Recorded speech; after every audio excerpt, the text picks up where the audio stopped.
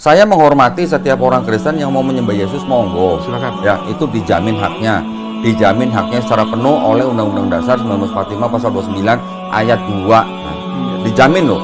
Jadi gua nggak boleh. Assalamualaikum warahmatullahi wabarakatuh. Alhamdulillah wassalatu wassalamu ala Rasulillah wa ala alihi washabihi wa mawalah, amma ba'd. Seorang nih, saya kasih tahu ya. Saya kalau debat sama pendeta yang saya serang bukan masalah Yesus Tuhan atau bukan. Itu gua udah malas ngomongin begituan. Itu udah puluhan tahun, mungkin udah ratusan tahun orang ngomongin itu. Gua nggak mau ngomongin begitu. Saya menghormati setiap orang Kristen yang mau menyembah Yesus, monggo. Silakan. Ya, itu dijamin haknya. Dijamin haknya secara penuh oleh Undang-Undang Dasar 1945 pasal 29 ayat 2. Nah, dijamin loh. Jadi gua nggak boleh protes atau melarang orang untuk memeluk dan menjalankan agama dan kepercayaan masing-masing. Yang gue perkarakan adalah keotentikan Biblia, itu aja. Oh, pembuktiannya lebih ke arah situ ya? Iya, gue nih, karena apa? Karena kalau kita debat Yesus Tuhan atau bukan, ujung-ujungnya bahasa Jawanya at the end of the day gitu. Kan lakum dinukum waliyadin. Betul. Iya kan? Terserah dia mau nyembah apa, udah mau nyembah pohon, Botol mau kecap, nyembah manusia, itu hak dia, dijamin negara. Gua nggak akan mempermasalahkan mengganggu iman dia dengan menyembah Yesus sebagai Tuhannya. Gua nggak akan, ya. Tapi yang gua perdebatkan adalah ini kitab lu ada ngomong begini, versi ini, yang versi ini ngomong begini. Tolong jelasin ke gua bedanya apa. Nah kalau dia bilang gua anak setan merubah-rubah firman Tuhan, gua mau nanya balik, ini yang ngerubah-rubah dua Bible ini anak setan mana? Gua cuma gitu doang. Bisa jawab nggak dia? Nggak bisa. Rukun iman yang keenam adalah iman kepada qada dan qadar. Setelah satu dalil mengenai iman kepada qada dan qadar, ialah terdapat dalam sebuah hadis yang memuat sabda Nabi Muhammad SAW, bil qadari khairihi wa syarri, dan beriman kepada qadar, baik itu atau takdir, baik dan buruknya takdir, minallahi ta'ala, semuanya dari Allah Subhanahu wa ta'ala. Qada ialah ketetapan Allah Subhanahu wa ta'ala pada zaman azali atau zaman dahulu kala sebelum Allah menciptakan alam semesta. Dalam hadis riwayat Imam Muslim bahwa Allah Subhanahu wa ta'ala menetapkan 50.000 tahun sebelum alam semesta ini diciptakan sudah ditakdirkan oleh Allah Subhanahu wa ta'ala. Qada, ketetapan Allah. Kemudian kalau qadar ini adalah aplikasi daripada qada tersebut. Kita misalnya makan pada saat ini, kodonya 50.000 tahun sudah dituliskan. Ketika kita makan itulah qadar. Ini antara qada dan qadar. Ada ayat-ayat Al-Quran Allah Subhanahu wa ta'ala yang menerangkan tentang masalah qada dan qadar tersebut. Di antaranya adalah nanti surah Ar-Ra'd ayat 11, surah Al-Qamar ayat 49, surah Al-Ahzab ayat 38, surah Al-Hijr ayat 21, surah Al-Furqan ayat 2, surah Al-Hadid ayat 22. Kemudian ini dalam surah Al-Hadid ayat 22, Allah SWT berfirman, A'udzubillahi minasyaitonirrajim, bismillahirrahmanirrahim.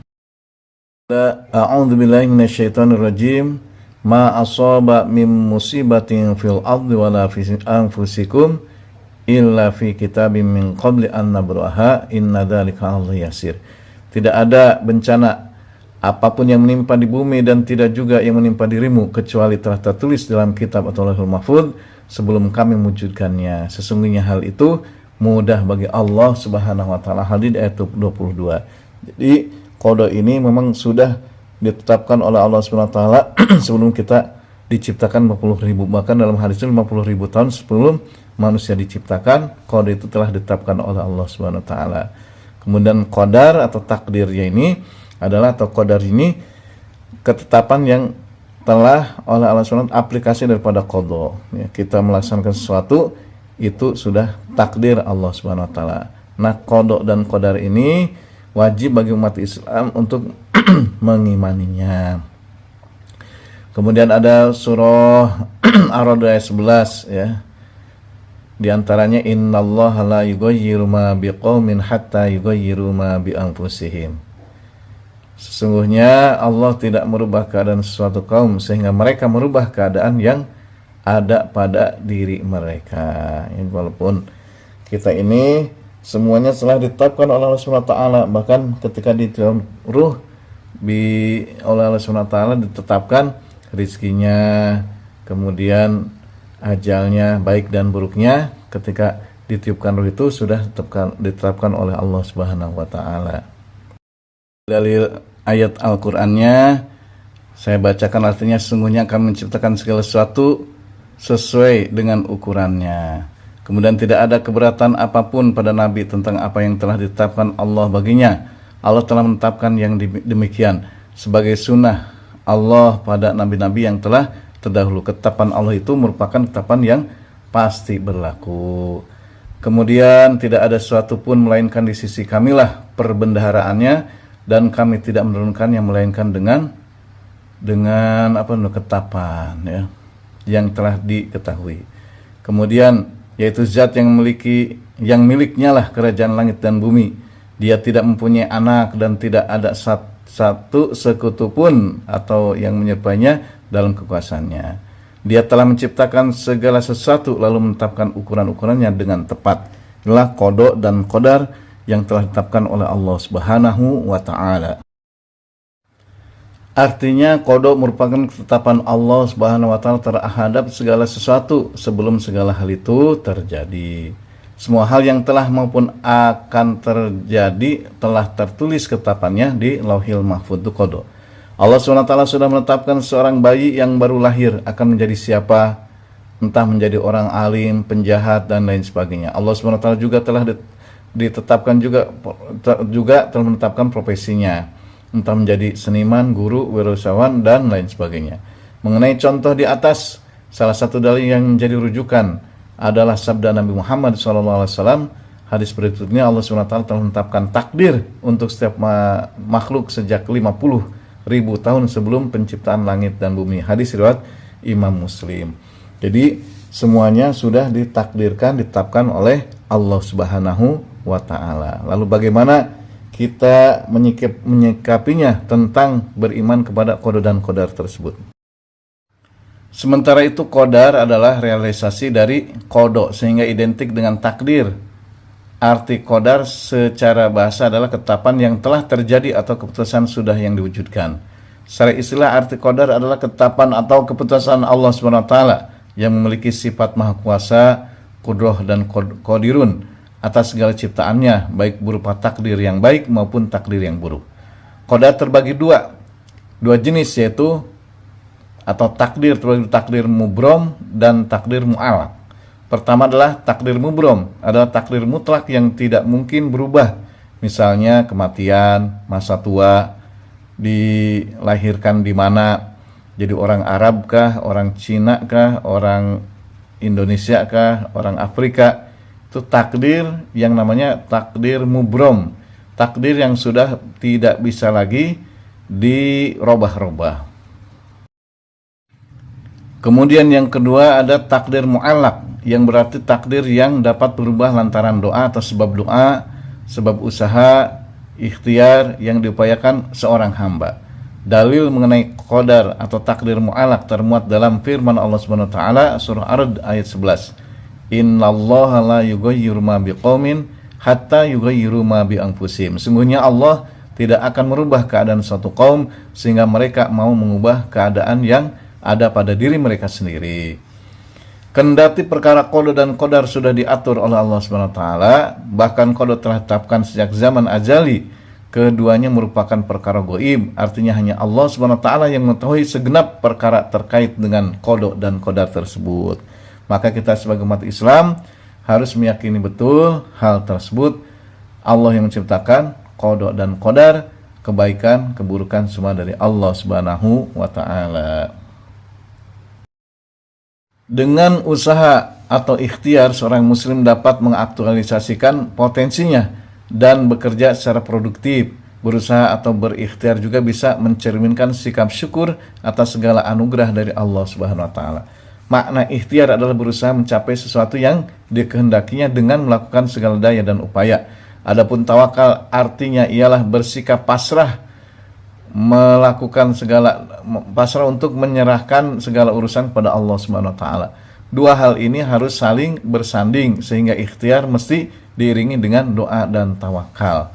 Jadi kalau kita ini ingin masuk surga Allah Subhanahu wa taala, yang pertama jelas harus muslim, kemudian melaksanakan perintah-perintah Allah Subhanahu wa taala, menjauhi larang-larangannya, menghidupkan sunnah baginda Rasulullah sallallahu alaihi wasallam. Pengen masuk surga, ya jelas harus ibadah.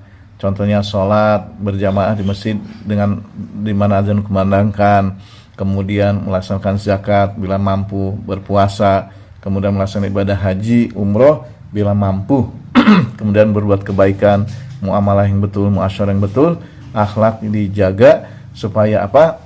Ikhtiar kita untuk bagaimana Allah ridho dan kita dimasukkan surga Allah Subhanahu wa taala. Walaupun ketetapan Allah Subhanahu wa taala sudah ditetapkan, yang ini baik, yang ini buruk, yang ini baik. Fir'aun sudah ditetapkan buruknya. Kemudian Abu Jahal sudah ditetapkan buruknya. Kemudian Sayyidina Umar sudah ditetapkan baiknya. Sayyidina Abu Bakar sudah ditetapkan baiknya. Nabi-nabi dan rasul-rasul telah ditetapkan baiknya oleh Allah Subhanahu wa taala. Namun sekali lagi bahwa qada dan qadar adalah hal gaib, kita ini diwajibkan untuk berusaha sekuat tenaga supaya kita ini dapat kebaikan-kebaikan, diridhoi Allah dan masuk surga Allah Subhanahu wa taala. Namun adab seorang hamba kepada Sang Pencipta Allah Subhanahu wa taala ialah tidak menyalahkan Allah dengan sebab diberikan takdir-takdir yang buruk, sebagaimana firman Allah Subhanahu wa taala, ma asabaka min hasanatin faminallah. Apa yang menimpamu tentang kebaikan maka itu dari Allah, wa ma asabaka min sayyi'atin famin nafsik. Dan apa yang menimpamu keburukan maka bukan dari Allah, itu dari dirimu sendiri. Maksudnya kalau kita tertimpa keburukan jangan menyalahkan Allah, itu adabnya. Tapi semuanya kul min indillah, semuanya memang dari Allah SWT. Tapi adabnya tidak boleh menyalahkan Allah. Kita sakit jangan menyalahkan Allah. Dalam sakit ini tentu ada kebaikan-kebaikan. Dosa-dosa kita diampuni, kalau dosanya habis derajat kita dinaikkan. Kemudian kita bisa melaksanakan sunnah Rasulullah, berobat dan lain sebagainya. Ada kehendak-kehendak Allah SWT. Tapi tidak boleh kita menyalahkan keburukan ini kepada Allah Subhanahu wa taala. Itu ayat daripada ayat adab. Akidah Ahlus Sunnah wal Jamaah meyakini takdir adalah milik Allah dan kita wajib berikhtiar atau berusaha. Intinya ialah menyerahkan diri atau bertawakal kepada Allah 100% dan berusaha atau ikhtiar 100%. Takdir adalah hal yang gaib dan hak prerogatif Allah Subhanahu wa taala. Ini diserahkan semuanya kepada Allah SWT. Bahkan di atas tafwid ada di atas tawakal ada tafwid namanya. Wa ufawwidhu amri ilallah, penyerahan diri secara totalitas. Akidah Islam yang betul ialah merangkaikan kalimat thayyibah la ilaha illallah dan Muhammadur Rasulullah. La ilaha illallah adalah kalimat iman, meyakini contoh misalnya kita sakit, yang menyembuhkan adalah Allah Subhanahu wa taala. Kemudian apa yang diperbuat oleh Rasulullah SAW apabila sakit, yaitu berobat. Maka kalimat la ilaha illallah ini kita mohon penyembuhan kepada Allah dan melaksanakan sholat, sedekah, misalnya dengan berzikir, minta doa kepada Allah Subhanahu wa taala. Kemudian Muhammadur Rasulullah meyakini ini kalimat amal, satu-satunya jalan yang dapat menyelamatkan kita di akhirat itu Rasulullah. Kalau Rasulullah sakit, bagaimana caranya? Oh, ternyata berobat, dan berobat mengikuti sunnah Rasulullah Shallallahu Alaihi Wasallam. Jangan ada sampai ada ajaran dia ini yakin pada kalimat la ilaha illallah saja, ingin masuk surga cukup ucapkan la ilaha illallah, tidak sholat, tidak zakat, tidak puasa. Ini talbisul iblis, salah satu tipuan-tipuan iblis. Yang betul umat Islam ini harus merangkaikan kalimat la ilaha illallah dengan Muhammadur Rasulullah. Kita yakin betul yang memasukkan surga Allah, yang memberikan bahagia Allah. Kemudian bagaimana supaya kita dapat masuk surga, dapat ridho Allah SWT? Muhammadur Rasulullah, mengikuti sunnah-sunnah tata cara yang telah diajarkan oleh Rasulullah SAW. Contoh misalnya kita ketika berobat, obat ini tidak bisa menyembuhkan, Allah SWT yang menyembuhkan. Obat menyembuhkan butuh pada Allah SWT. Allah menyembuhkan, tidak butuh pada obat. Jika Allah berkehendak dengan obat bisa sembuh, jika Allah berkehendak tanpa obat pun kita bisa sembuh. La ilaha illallah, nabi isbat. Kemudian kita berobat karena sunnah Rasulullah SAW, Muhammadur Rasulullah. Jadi umat Islam ini harus merangkaikan kalimat la ilaha illallah Muhammadur Rasulullah. Kemudian hindari akidah Qadariyah, Jabariyah, dan Mu'tazilah. Apa itu Qadariyah?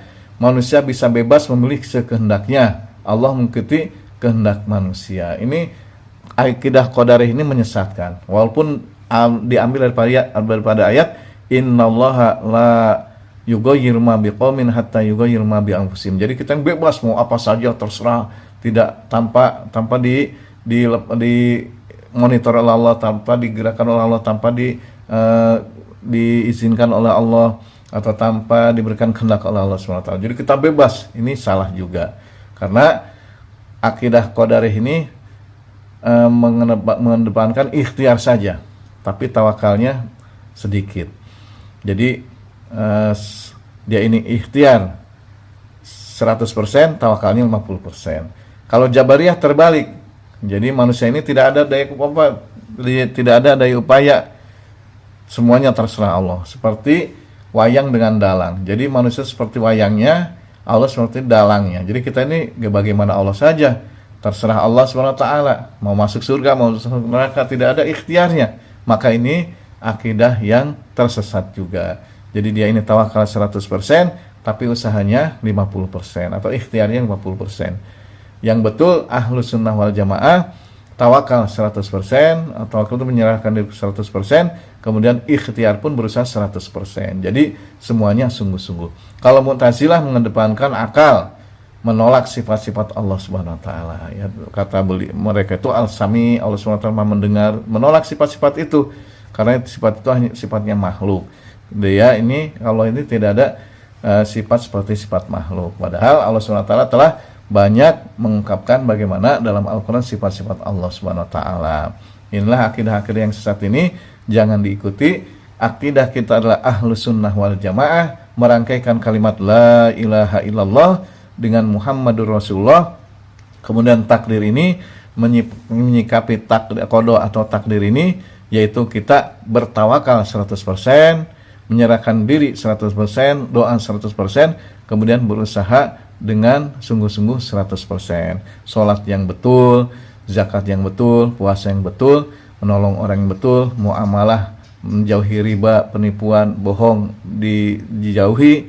Kemudian misalnya muasyarahnya berbuat baik dengan tetangga, berbuat baik dengan orang tua, berbuat baik dengan masyarakat secara betul. Kemudian akhlaknya dijaga dengan baik. Maka itu salah satu upaya ikhtiar kita supaya diridhoi Allah SWT dan masuk surganya. Demikianlah keterangan tentang iman pada qada dan qadar billahi fisabil haq. Wassalamualaikum warahmatullahi wabarakatuh. Aku ngajarin sesuatu agama Islam ya. Aku ajarin dengan benar-benar ikhlas karena mencari ridho Allah. Maka harusnya aku tidak ada masalah ketika ada orang pindah kajiannya dari aku ke ustadz yang lain. Atau aku nggak ada masalah ketika ustadz yang lain lebih sukses daripada aku. Toh yang aku perjuangin kan Islam.